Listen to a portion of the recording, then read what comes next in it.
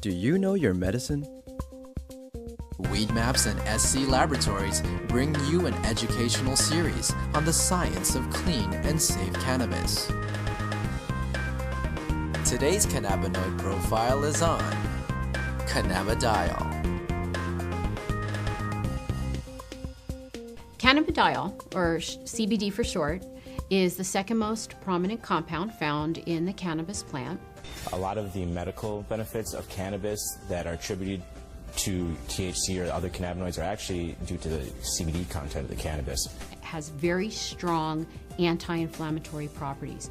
And not only does it help suppress inflammation, but there was a study that showed that it also helps the body to not make the chemical that causes inflammation. So it actually has somewhat of a preventive role.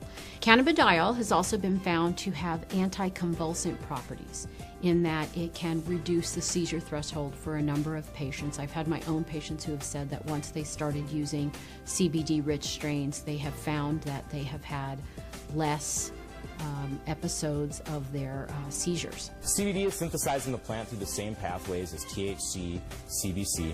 It starts out as geranyl pyrophosphate and aliphtolic acid. Those two compounds join together through an enzyme-catalyzed reaction. Cannagibberellic acid, CBGA, is the starting material for CBDA, THCA, and CBCA. So CBDA synthase, if it's found in large enough amounts, will take this cannagibberellic acid and make it into cannabidiol carboxylic acid, which is CBDA. CBDA is CBD with a carboxylic acid attached to it. Now, with heat or through time, this carboxylic acid will naturally release from the compound as it is very unstable and become CBD. This process right here, where we lose this carboxylic acid, happens at about 80 degrees Celsius. A number of studies were done where they actually gave patients an overdose of THC to see what would happen when they then added CBD. And CBD completely turned around the negative effects of an overdose of THC without changing the levels of THC in the blood. So that means that CBD exerts its own medicinal, just doesn't reverse THC, it actually has its own medicinal properties. CBD has been found to cause cancer cells to what we call commit suicide while preserving the normal cells. And what appears to happen is it appears to bind to the receptors on the cancer cells, which then induce the cancer cell to kill itself.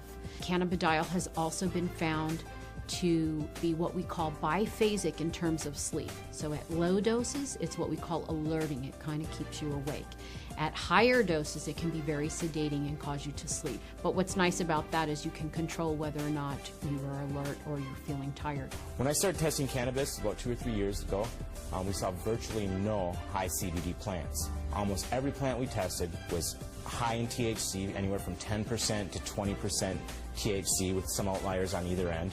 Some plants would have maybe 1% CBD at the max, 1.5% CBD at the max. Now that we've been testing for a while, we see anywhere from 8 to 15% CBD and maybe 5 or 6% THC in these strains. Some strains we get a 50-50 ratio. It can happen in all different ratios, but what it is it's a recessive gene in plants.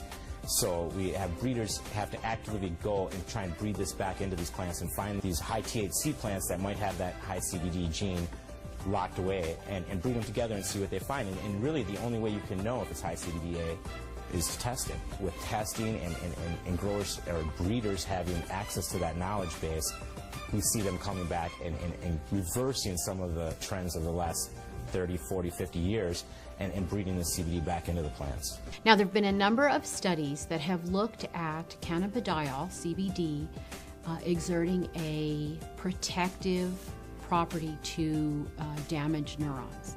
And it appears that in the studies, CBD protects the nerves by inhibiting the process by which nerves are damaged. CBD has also been shown to protect against brain injury.